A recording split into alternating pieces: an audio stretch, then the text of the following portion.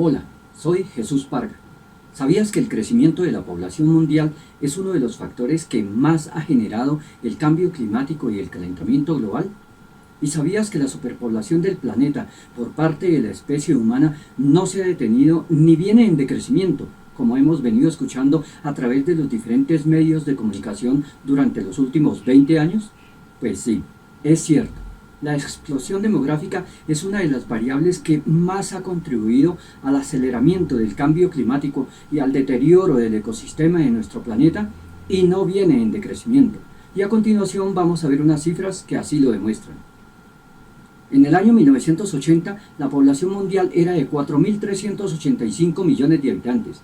10 años después, en 1990, la población mundial llegó a la cifra de 5.266 millones para un crecimiento de 881 millones de habitantes. Cifra récord en la historia de la humanidad, por cuanto nunca antes en la existencia de la vida humana en el planeta, la población mundial había presentado un crecimiento tan alto en un espacio tan corto de tiempo. Para ponernos en contexto, debemos tener en cuenta que la población mundial tardó millones de años para llegar a la cifra de 950 millones aproximadamente en el año 1800. Y luego, en tan solo 100 años, entre 1801 y 1900, la población mundial creció 650 millones de habitantes. Pero en la década que estamos analizando, comprendida entre 1981 y 1990, la población mundial había crecido 881 millones de habitantes. Es decir, en tan solo 10 años, la población creció más de lo que creció en el siglo XIX, y por poco iguala la cifra que la humanidad alcanzó en el año 1800, luego de millones de años de evolución. Para el año 2000, según el Banco Mundial, la población del planeta llegó a los 6.115 millones de habitantes, con un crecimiento de 849 millones de seres humanos en la década. Fue entonces, en este momento, cuando se completaron 2 décadas seguidas, con un crecimiento superior a los 840 millones de personas, que se prendieron las alarmas a nivel mundial y empezó el boom de las campañas que buscaban generar conciencia acerca de la importancia de frenar la superpoblación del planeta y que alertaban sobre las consecuencias que traería para el planeta y para la humanidad el no lograr dicho objetivo. Recuerdo incluso que en los primeros años de la siguiente década, es decir, en los primeros años del presente milenio, empezaron a proliferar los informes que mostraban curvas de decrecimiento de la población tan importantes que para entonces ya se hablaba de que el próximo gran problema que enfrentaría la humanidad no sería el crecimiento de la población, sino el envejecimiento de la misma. Pero a pesar de dichas campañas y advertencias, ¿qué pasó 10 años después? En el año 2010, la población del planeta llegó a los 6.970 millones de habitantes, para un crecimiento de 855 millones de seres humanos. Es decir, se completaron 3 décadas seguidas en las que el planeta creció por encima de los 840 millones de personas. Para la siguiente década, la que termina el 31 de diciembre del 2020, se estima que la población mundial habrá llegado a los 7.835 millones de habitantes para un crecimiento en la década de 865 millones de seres humanos. Y para la década que termina el 31 de diciembre del año 2030, la Organización de las Naciones Unidas estima que la población mundial habrá crecido 860 millones de habitantes. De esta forma, la humanidad habrá completado 5 décadas, creciendo en promedio 862 millones de habitantes por década. Ahora veamos cuál ha sido el comportamiento de la población mundial en periodos de 50 años durante las últimas décadas.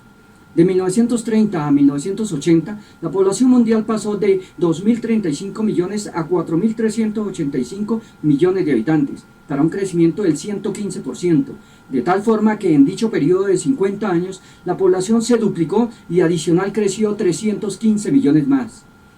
De 1940 a 1990, la población pasó de 2.250 millones a 5.266 millones, para un crecimiento del 134%, de tal forma que nuevamente la población se duplicó y adicionalmente creció 766 millones más. Del año 1950 al año 2000, la población pasó de 2.525 millones a 6.115 millones, con lo cual presentó un crecimiento del 142%, de tal manera que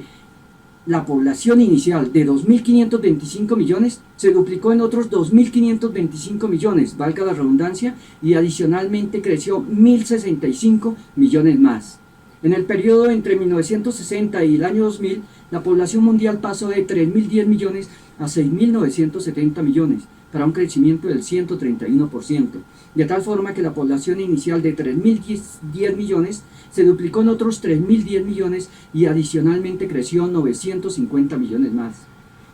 Y por último, entre 1970 y 2020, la población mundial pasará de 3.670 millones a 7.835 millones, con lo cual crecerá un 113%, de tal forma que volverá a duplicarse la población y adicional crecerá 495 millones más.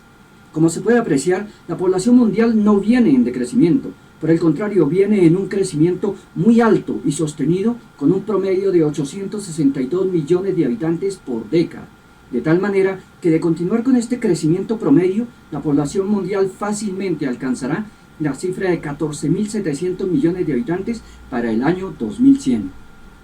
Obviamente, para el cálculo de una población futura no es suficiente basarnos con el crecimiento promedio por década, por cuanto para ello existen métodos de proyección, como lo son el método geométrico, el método logarítmico o exponencial, el método de Wapaus y otros métodos más. Pero al realizar la proyección con estos tres métodos, la población del planeta para el año 2100 fácilmente bordeará los 15.000 millones de habitantes. En este caso, como se trata de un crecimiento estándar de la población de 862 millones de habitantes por década, el método más apropiado es el método aritmético o lineal, y con dicho método, la proyección de la población para el año 2100 estaría entre 14.650 y 14.750 millones de habitantes. En Internet encontramos videos con cifras más optimistas en cuanto a la proyección de la población para el año 2100. La mayoría de ellas son muy cercanas o coinciden con la proyección de la ONU, la cual estima que para el año 2100 la población humana alcanzará la cifra de 11.200 millones de habitantes. Pero surge entonces la inquietud, ¿es posible llegar a tan solo 11.200 millones de habitantes en el año 2100 cuando venimos con un crecimiento promedio por década de 862 millones de habitantes? Y no en una o dos décadas, sino en las últimas 4 décadas, que pueden llegar a ser 5 si se cumple el estimado de la ONU en cuanto a un crecimiento de 860 millones para la década comprendida entre 2021 y 2030. Pues bien, para llegar en el año 2100 a tan solo 11.200 millones de habitantes, la población del planeta debe empezar a crecer de la siguiente manera aproximadamente: 660 millones en la cuarta década del tercer milenio, 530 millones en la quinta década y en las siguientes décadas 425 millones, 340 millones, 250 millones, 175 millones y 135 millones en la última década del tercer milenio. Pero para lograr estos crecimientos, la tasa de crecimiento anual promedio por década debe ser del 0,75% en la cuarta década, 0,57% en la quinta década y a partir de la sexta década debe ser inferior al 0,5%. Entonces surge la inquietud, ¿es viable lograr estas tasas de crecimiento? Debemos tener en cuenta que si en la presente década, la que termina el 31 de diciembre del 2020, la población del planeta alcanza la cifra de 7.835 millones de habitantes, entonces la tasa de crecimiento anual promedio de la década habrá estado entre el 1,17 y el 1,2%. Y si en la tercera década del tercer milenio, la que termina el 31 de diciembre del 2030, la población se incrementa en 860 millones de habitantes, entonces la tasa de crecimiento anual promedio de la década habrá estado entre el 1,07 y el 1,1%. Y si tenemos en cuenta que en los últimos 100 años la tasa de crecimiento anual mínima fue del 0,91%, entonces, ¿cómo vamos a llegar a una tasa del 0,75% en la cuarta década para crecer tan solo 660 millones de habitantes? ¿O cómo vamos a obtener una tasa de crecimiento del 0,57% en la quinta década para crecer tan solo 530 millones de habitantes? Y de ahí en adelante, ¿cómo vamos a obtener tasas de crecimiento inferiores al 0,5%? La verdad, yo, Jesús Parga, no lo veo viable. Si algo ha caracterizado a la estadística es que en estadística se trabaja con volúmenes importantes, históricos de datos, de tal manera que el análisis de los mismos permite visualizar o establecer un comportamiento, y con base en dicho comportamiento se sugiere o establece una tendencia. Pero normalmente dichas tendencias son acordes al comportamiento que traen los datos históricos. Bueno, salvo que se presenten hechos impactantes o fuera de lo normal, como por ejemplo guerras, que afortunadamente están en vías de extinción, o sucesos naturales de alto impacto, como cataclismos. Por este motivo, y salvo que ocurra algo realmente extraordinario, cuesta creer que la población mundial en el año 2100 tan solo llegue a la cifra de 11.200 millones de habitantes. Pero bueno, por un instante vamos a suponer que el análisis realizado en este video es erróneo o equivocado, y que efectivamente la población mundial llega a los 11.200 millones de habitantes que estima la ONU para el año 2100. Pero aún así, ello implicará tener 3.400 millones de habitantes más de los que actualmente tiene el planeta. La población actual, estoy hablando de julio 23 de 2020, es de 7.800 millones de habitantes según el sitio web Worldometer. Luego, tener sobre el planeta 3.400 millones más de habitantes implicará superar una serie de retos muy importantes y vitales para la supervivencia del planeta y de la humanidad. Para el planeta, por cuanto con la población que actualmente tiene, diariamente vemos en los medios de comunicación cómo el planeta sufre por la forma en que es devastado por los efectos del gasto desproporcionado de sus recursos, el crecimiento en la producción y consumo de combustibles fósiles, el incremento en la generación de gases efecto invernadero, la deforestación, la minería y en general por todos los factores que están atentando contra el equilibrio de su ecosistema, le hace cambio climático y calentamiento global. Y en cuanto a la especie humana, cada día se observa un mayor deterioro de los indicadores relacionados con el bienestar, como lo son educación, seguridad alimentaria, salud, empleo, pensiones, que a su vez vienen contribuyendo al deterioro de indicadores relacionados con el bien ser, como lo son la pérdida de valores, principios y códigos de ética, al mismo tiempo que se observa un crecimiento desproporcionado de hechos vandálicos y descomposición social, como la violación de niñas y niños, el incremento de feminicidios, el aumento de homicidios por robar un celular o una bicicleta, el aprovechamiento de cualquier manifestación para destruir en segundos lo que otros han construido a lo largo de años de esfuerzo individual o colectivo, así como el constante saqueo de los recursos públicos, entre otros. Uno de los objetivos del presente video es iniciar una campaña de sensibilización social que permita lograr una concientización real acerca de lo importante, lo urgente y lo vital que es para la supervivencia de la especie humana frenar la superpoblación del planeta. La superpoblación humana es uno de los factores que más afecta negativamente el desarrollo y el éxito del proceso evolutivo de la humanidad y del planeta, entendiéndose por éxito del proceso evolutivo el entregar a las siguientes generaciones un mejor planeta para vivir, en cuanto a la sostenibilidad de sus recursos, en cuanto a lograr la restauración del equilibrio de su ecosistema,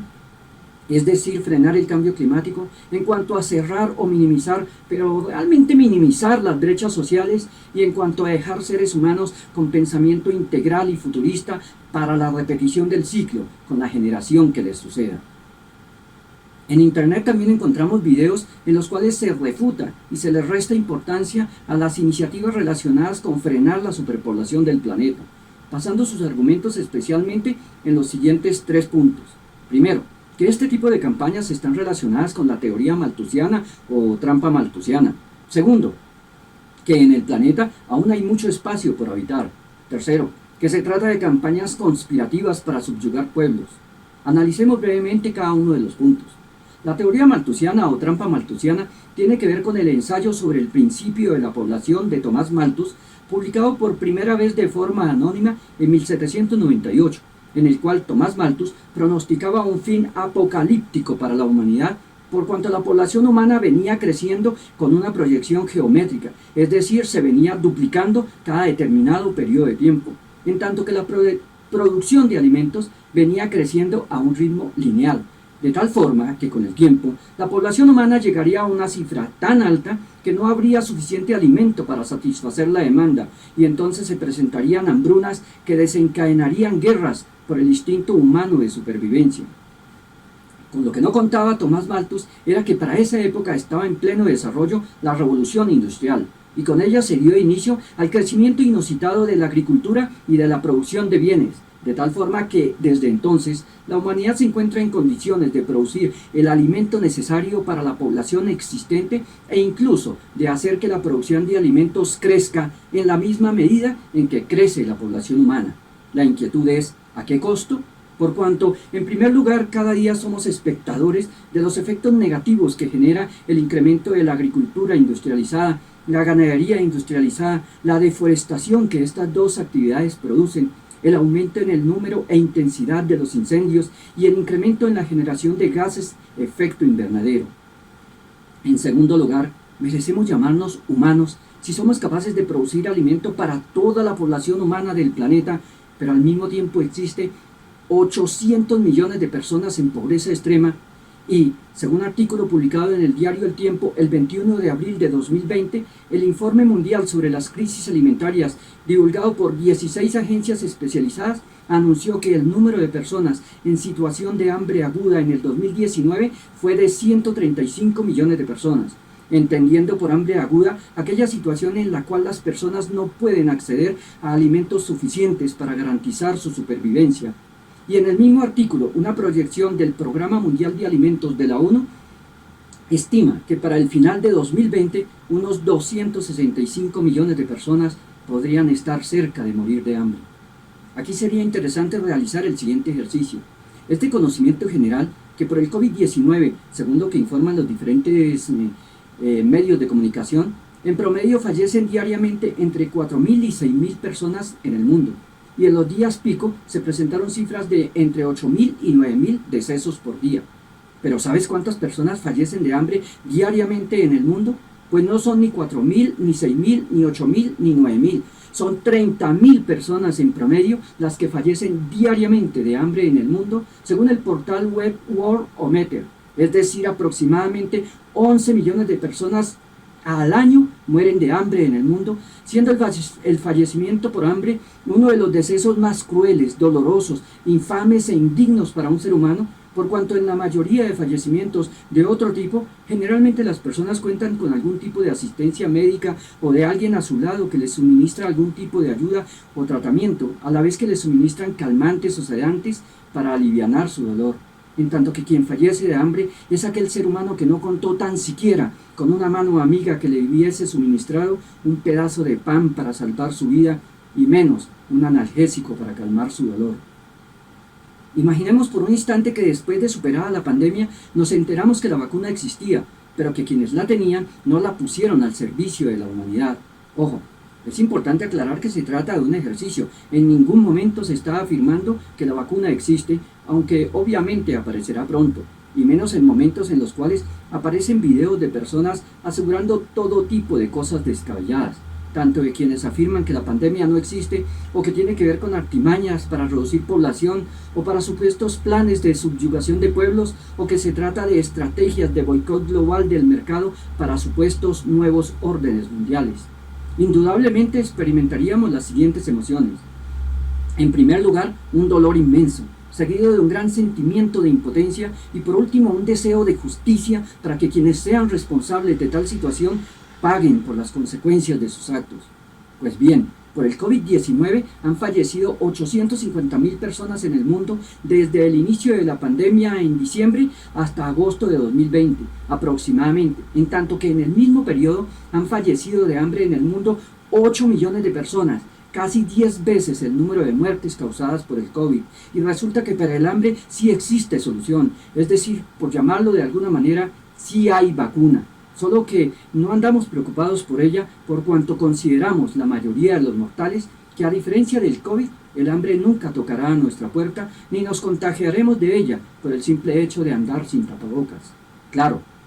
no es objetivo de este video plantear que la vacuna contra el hambre es que no existan ricos para que no existan pobres o para que no fallezcan personas de hambre. Pero indudablemente sí es vital hacer un llamado para que quienes cuentan con más recursos, ya sea fruto de sus habilidades, su trabajo o por fortuna del destino, se unan a la causa que lideran organismos mundiales para acabar con este flagelo que por lo pronto nos hace indignos de llamarnos especie humana.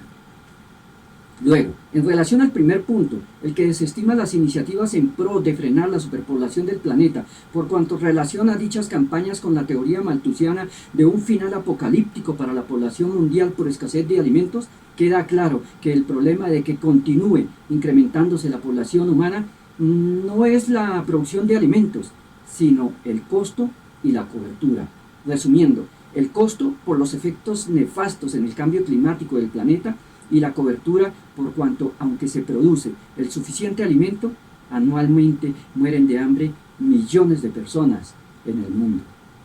La segunda objeción a las campañas en pro de frenar la superpoblación argumenta que en el planeta aún hay mucho espacio por habitar, motivo por el cual plantea que si se reuniese a toda la población humana en un solo lugar, donde cada persona ocupase un espacio de 1 metro cuadrado, entonces la totalidad de la población podría ser ubicada en una ciudad como Tokio, Nueva York o Moscú. Pero claro, si tenemos en cuenta que un apartamento con un área promedio de 50 metros cuadrados alberga en promedio 3 o 4 personas, entonces el espacio necesario por persona en metros cuadrados habría que multiplicarlo por 12,5 o por 17. Y si tenemos en cuenta que para vivir en sociedad necesitamos de vías, ciclovías, puertos, aeropuertos, líneas férreas, autopistas, complejos deportivos, escuelas, universidades, bibliotecas, parques, zonas verdes, iglesias, centros comerciales, industrias, empresas, restaurantes, bancos, supermercados, cafés, bares, discotecas, piscinas, gimnasios, clubes, talleres, hoteles, comercio en general, edificios para entidades gubernamentales, reservas hídricas como los páramos, reservas naturales para la conservación de especies animales, reservas forestales para el cuidado de bosques y en general de la vida vegetal, entonces lo más seguro es que el espacio por habitante habría que multiplicarlo por 1000. Adicional, habría que tener en cuenta que cada ciudad requiere de despensas agrícolas y pecuarias para su abastecimiento y subsistencia, que en algunos casos ocupan el mismo tamaño de la ciudad. Todo lo anterior permite visualizar que el espacio libre para habitar es cada vez menor. Pero aunque hubiese el espacio, la pregunta clave continúa siendo, ¿a qué costo?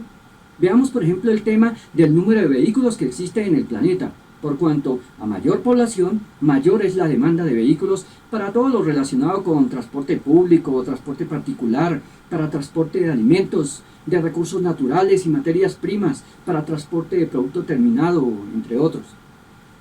En el año 2012, la Agencia Internacional de Energía calculó en 850 millones el número de vehículos en el planeta, según artículo del 29 de noviembre de 2012 del diario El Tiempo, periódico de Colombia. Y al mismo tiempo estimaba que dicha cifra se duplicaría en 23 años, es decir, que el número de vehículos en el planeta sería de 1.700 millones en el año 2035. Personalmente creo que no será necesario esperar al año 2035 para ver cómo el número de vehículos se duplica en el planeta, por cuanto en mi opinión, para el año 2027 ya se habrá alcanzado la cifra de 1.700 millones de vehículos. A ver, hagamos el ejercicio. Iniciemos con 850 millones de vehículos en el año 2012, según la Agencia Internacional de Energía. Sumemos 646 millones de vehículos producidos entre el 2013 y el 2019, para un promedio anual de 92,3 millones de vehículos producidos en dicho periodo. Supongamos que dicho promedio anual baja a 90 millones y que el número de vehículos del 2020 sea tan solo el 30% de un año normal por el tema de la pandemia. Entonces, entre el 2020 y el 2027 se habrán vendido 657 millones de vehículos. Restémosle 196 millones de vehículos eléctricos, es decir, suponiendo que 1 de cada 10 vehículos vendidos entre el 2013 y el 2019 haya sido eléctrico, y que 1 de cada 5 vehículos vendidos entre 2020 y 2027 también lo sea. Restemos 213 millones de vehículos chatarrizados, un 25% del total inicial de vehículos en el 2012. Entonces, el número de vehículos en el 2027 será de 1.744 millones, corroborando, en mi opinión, que para el 2027 o a más tardar para el 2028 ya se habrá duplicado el número de vehículos que había en el planeta en el año 2012. Y ello tiene directamente serias implicaciones en lo relacionado con el aceleramiento del cambio climático. Adicional, apartándonos del tema del número de vehículos, la superpoblación impacta negativamente al planeta y su ecosistema por el crecimiento en la demanda y consumo de recursos naturales como carbón, agua, madera, gas, así como por el avasallante crecimiento del consumismo. Entonces, frente al segundo punto de las objeciones, el que plantea que aún hay mucho espacio en el planeta por habitar, podemos concluir que aunque cada vez es menor, aún queda algo de espacio, pero la inquietud clave de superpoblar el planeta continúa siendo ¿a qué costo?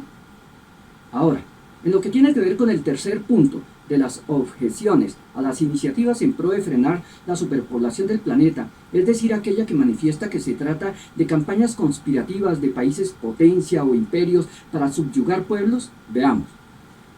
Por un instante imaginémonos que formamos parte de algún país potencia o de algún imperio y que se nos ha encomendado la tarea de subyugar un pueblo y que nos dan a escoger entre dos opciones. La primera opción es un país de 10 millones de habitantes y la segunda un país de 40 millones de habitantes. Y nos especifican los detalles de cada país de la siguiente forma. El primer país, es decir, el de 10 millones de habitantes, tiene bajos niveles de pobreza, altos niveles de alfabetización y educación, cuenta con un número importante de técnicos y profesionales, un país con altos niveles de cultura ciudadana y bajos niveles de inseguridad, con un óptimo sistema de salud en tecnología de punta y en cobertura, con tasa de desempleo inferior al 5%, un país con altos niveles de producción, cuya economía no depende de un único o de unos pocos recursos naturales, en el cual sus exportaciones superan las importaciones, con un excelente desarrollo en infraestructura, con un Producto Interno Bruto alto e ingreso per cápita anual sobre los $10.000.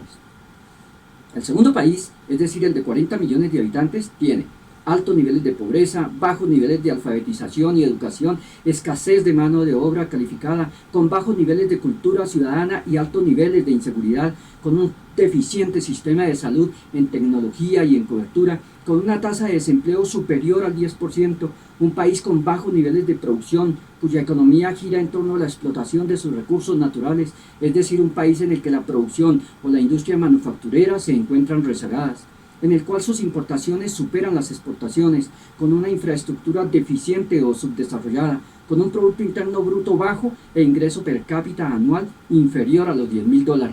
Entonces, ¿cuál de los dos países postularías para ser subyugado?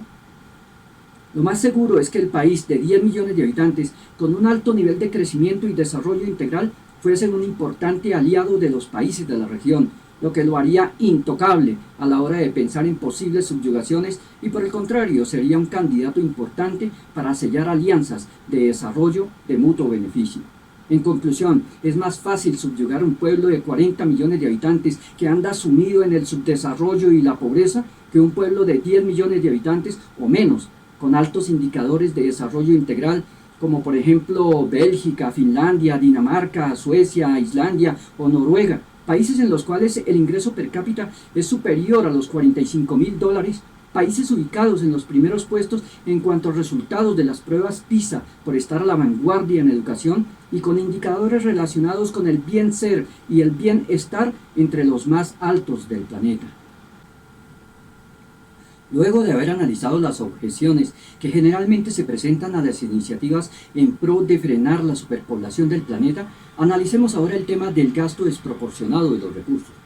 En el año 2000 se extraía diariamente del planeta 74 millones de barriles de petróleo. 20 años después, la extracción de petróleo llegó a los 95 millones de barriles, para un incremento en la producción diaria de 21 millones de barriles de petróleo. Para entonces, para el año 2000, ya se hablaba del auge de las energías limpias, renovables, no fósiles. Sin embargo, hoy en día, 20 años después, dichas energías tan solo han sustituido entre el 5 y el 10% de la demanda de energía mundial, en tanto que el consumo de energía de origen fósil presenta un crecimiento superior al 25%.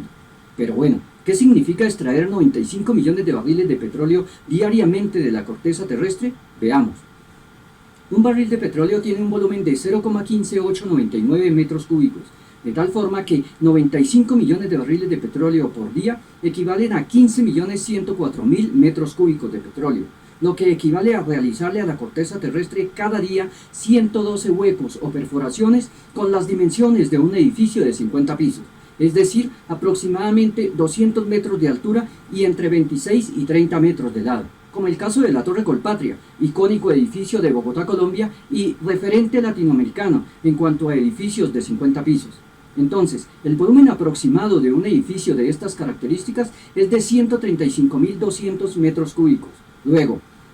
Abrirle diariamente 112 perforaciones al planeta con estas características equivale a realizarle cada año más de 40.700 perforaciones con las dimensiones de un edificio de 50 pisos. Ahora, si calculamos que la producción de petróleo entre el año 1895 y 1970 fue de 700.000 millones de barriles aproximadamente, es decir, un promedio de 25,6 millones de barriles diarios, y en el periodo comprendido entre 1970 y 2020, 1.300.000 barriles, un promedio de 71,2 millones de barriles diarios. Y según el portal Worldometer, a julio de 2020, las reservas de petróleo en el mundo son de 1.5 billones de barriles, las cuales se extraerán en los próximos 43 años. Es decir, habrá petróleo aproximadamente hasta el año 2063. Entonces, el total aproximado de petróleo extraído en el mundo desde 1895 hasta el año 2063 habrá sido de 3,5 billones de barriles,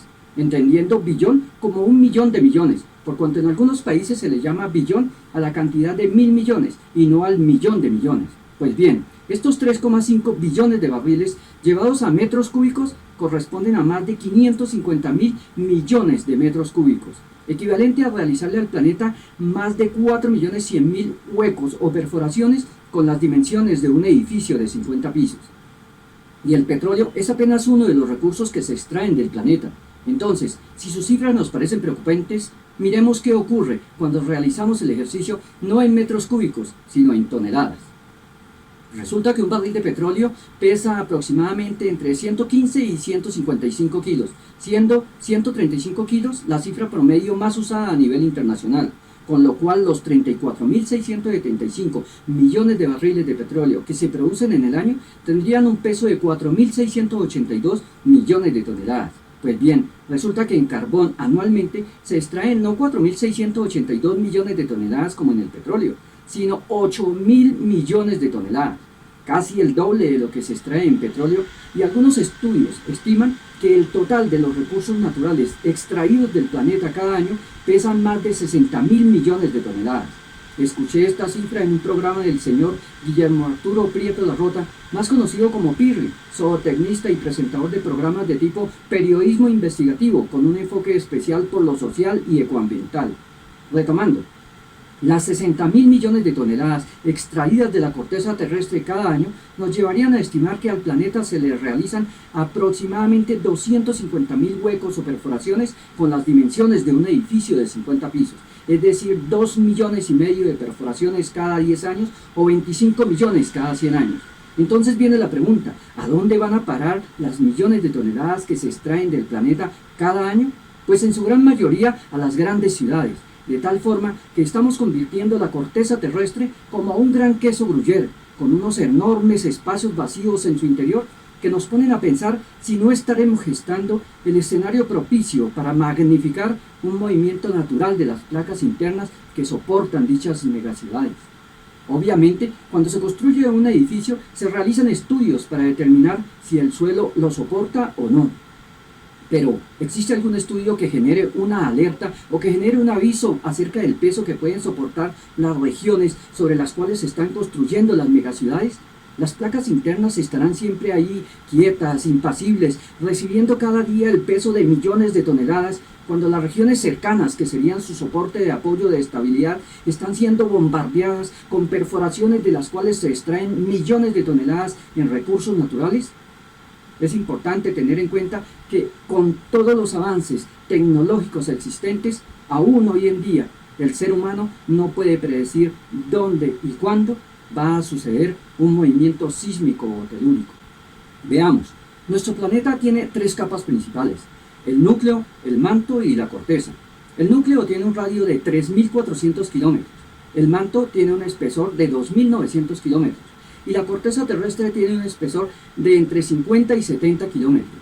Si sobreponemos la imagen de las capas del planeta en la pared de un apartamento, que en promedio tiene una altura de 2 metros 30 centímetros, entonces la corteza terrestre tan solo tendría un espesor de 26 milímetros. Sí, es cierto. Esa corteza sobre la cual estamos realizando millones de perforaciones para extraer recursos naturales. esa misma corteza sobre la cual se están construyendo megaciudades con megaedificios que agregan peligrosamente un peso adicional a lo que la naturaleza ha ubicado en cada región de la corteza, fruto de movimientos generados por las altas temperaturas del núcleo y del manto, y que por ende llevan a la corteza terrestre a presentar movimientos de acomodación. Esa corteza tan solo tiene entre 50 y 70 kilómetros de espesor, tan solo 26 milímetros en la superficie de un globo terráqueo del tamaño de un apartamento promedio, de tal forma que sería importante replantear el tema de seguir alterando su equilibrio natural.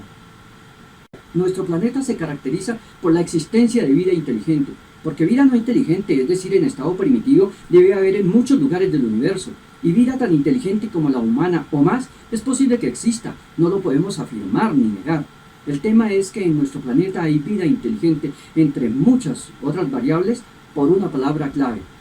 equilibrio.